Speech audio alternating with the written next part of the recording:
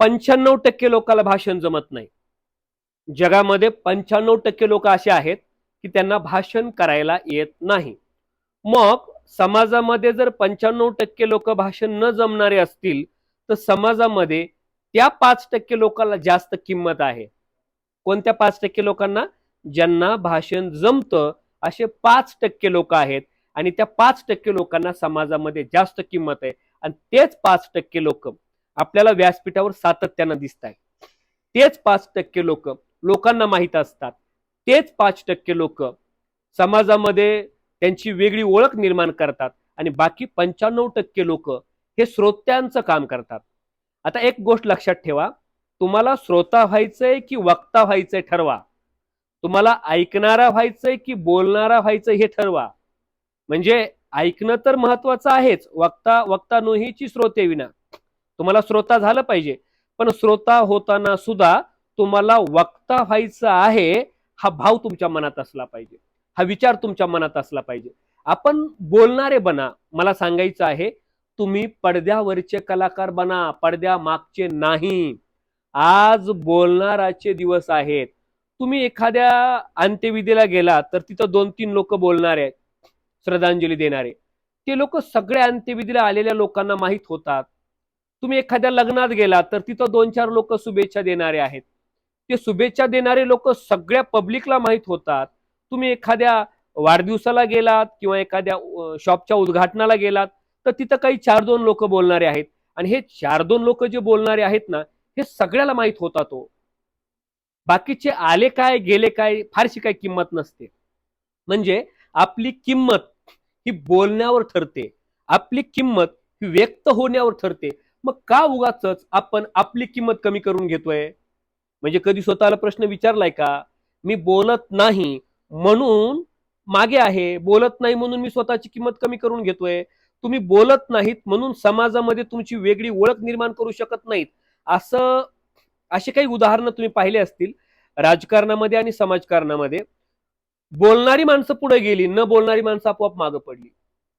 म्हणजे राजकारणात फार मोठा पैसा आहे, खूप मोठं नाव आहे, पदही मिळालं, पण बोलणारे लोक त्यांना ओव्हरटेक करून पुढे गेले आणि सर्व काही असून आपण लोकांचे काम करत असून सुद्धा आपण मागच आहोत.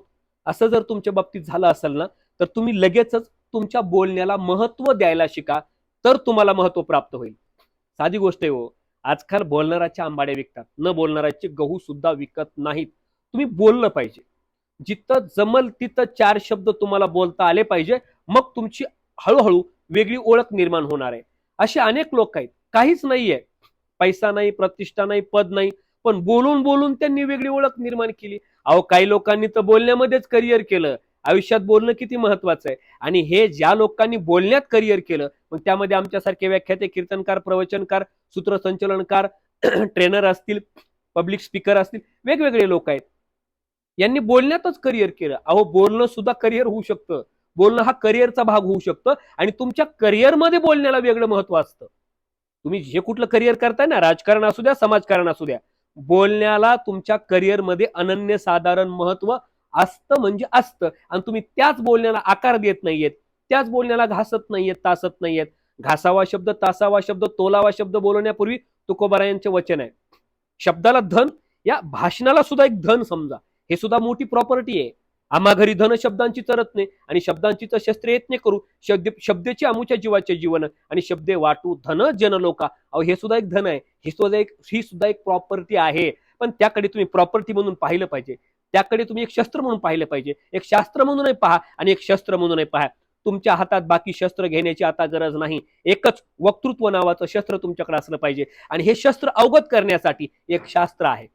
आणि हे शास्त्र जर शिकायचं असेल ना, तर आमचं 3 दिवसाचं निवासी भाषण कला प्रशिक्षण असतं. या 3 दिवसाच्या निवासी भाषण कला प्रशिक्षणामध्ये सहभाग होण्यासाठी दिलेल्या नंबरवर संपर्क साधा आणि माझं वक्तृत्वाची साधना भाग 1 आणि वक्तृत्वाची साधना भाग 2 अशी 2 प्रकारची पुस्तके आहेत. ही दोन्ही पुस्तके सुद्धा घरपोच मागवा. आमचं प्रत्येक महिन्याच्या पहिल्या आठवड्यात बीड जिल्ह्यात हॉटेल भक्तिशक्ती या ठिकाणी 3 दिवसाचं निवासी भाषण कला प्रशिक्षण असतं. त्यानंतर महिन्याच्या शेवटच्या आठवड्यात विकेंड पाहून लोणावळ्यात असतं. शनिवार रविवारची सुट्टी पाहून आम्ही लोणावळ्यातही प्रशिक्षण घेतो आणि बीड जिल्ह्यात बीड परळी हायवेवर वडवणी तालुक्यात भक्तिशक्ती हॉटेल या ठिकाणी सुद्धा प्रशिक्षण घेतो. दोन्हीपैकी कुठलंही 3 दिवसाचं एकदा प्रशिक्षण करून बघा आणि तुमच्या वक्तृत्वात जो बदल होतोय तो तुम्हीच अनुभवा. किंवा वक्तृत्वाची साधना भाग 1 आणि वक्तृत्वाची साधना भाग 2 अशी दोन्ही पुस्तकं आहेत.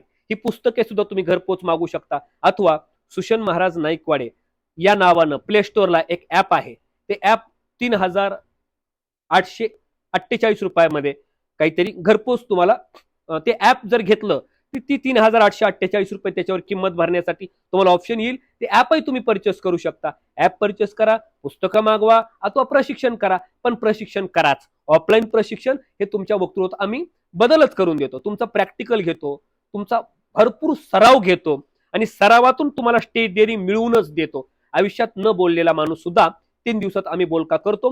हे तुम्हाला पाहायचं असेल तर माझ्या युट्यूबला, इंस्टाग्रामवरती पहा. भरपूर लोकांचे रिव्ह्यू आहेत. आमच्या 3 दिवसाच्या प्रशिक्षणात लोक शिकली कशी, काय फरक पडला, हे रिव्ह्यू तुम्हाला पाहायचे असतील तर आमच्या इंस्टावर, युट्यूबवर आहेत. दिलेल्या डिस्क्रिप्शन मध्ये दिलेल्या नंबरवर संपर्क साधा आणि भाषण कला प्रशिक्षणाची बुकिंग नक्की करा आणि निर्भीडपणे भाषण करायला शिका. भेटूया पुढील अशाच एका वेगळ्या व्हिडिओच्या माध्यमातून. धन्यवाद.